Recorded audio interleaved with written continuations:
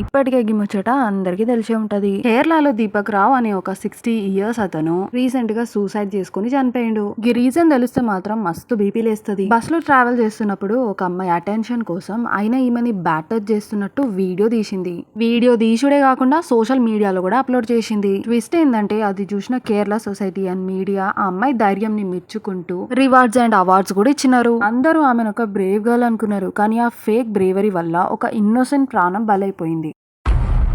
ఆ video viral అయ్యి దీపక్ రావు గారి ఫేస్ స్టేట్ మొత్తం విల్లన్ లాగా కనపడింది. ఆయన అదంతా చూసి తట్టుకోలేక సూసైడ్ చేసుకుని చనిపోయిండు. కానీ ఆ వీడియోని క్లారిటీగా చూసిన వాళ్ళెవ్వరికి కూడా ఆయన కావాలని ఆమెను టచ్ చేసినట్టు లేనే లేదు. ఈ మంత్ టీమనే ఆయన దగ్గరకు పోయి వీడియో కోసం టచ్ చేసినట్టు అనిపిస్తుంది. ఇక ఆయన చనిపోయిన తర్వాత పోలీస్ ఇన్వెస్టిగేషన్ లో నిజాలు బయట పెడితే అందరు షాక్ అయినారు. రియాలిటీ ఏంటంటే బస్ లో ఉన్న కో ప్యాసింజర్స్ అందరిని అడిగితే ఆయన పాటికి ఆయన నిల్చుంటే ఈమెనే కావాలని ఆయన టచ్ చేస్తూ రివర్స్ బూతులు తిట్టింది అని చెప్పిండ్రంట. సో కన్క్లూజన్ వచ్చేసి ఆయన జస్ట్ నిల్చున్నాడే తప్ప ఆ అమ్మాయి చెప్పినంత హరాస్మెంట్ అస్సలు జరగలేదు. జస్ట్ ఫాలోవర్స్ కోసం ఉమెన్ కార్డ్ వాడుకుని ఆ అమ్మాయి ఒక ప్రాణం తీసింది. ఈ ఇన్సిడెంట్ తర్వాత ఆమె ఇన్స్టాగ్రామ్ లో ఫాలోవర్స్ కూడా మిలియన్స్ లకు అయినారంట.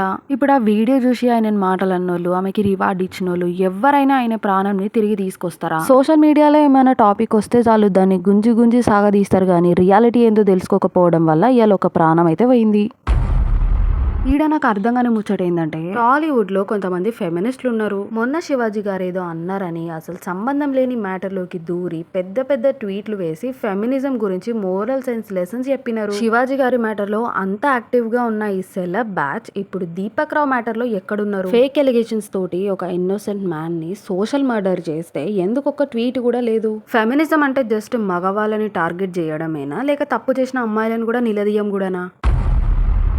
అండ్ ఈ సో కాల్డ్ ఫెమినిజం బ్యాచ్ ఎక్కడైనా అమ్మాయి అనే వర్డ్ తప్పుగా అనిపించిన క్లాసులు వీకనికి రెడీగా ఉంటారు. కానీ శివాజీ గారు ఏదో ఫ్లోలో అన్న మాటకి గింతగనం స్టోరీ చేసిన మీరు ఒక ప్రాణం పోయిన ఈ విషయంలో ఎందుకు మౌనంగా ఉన్నారు?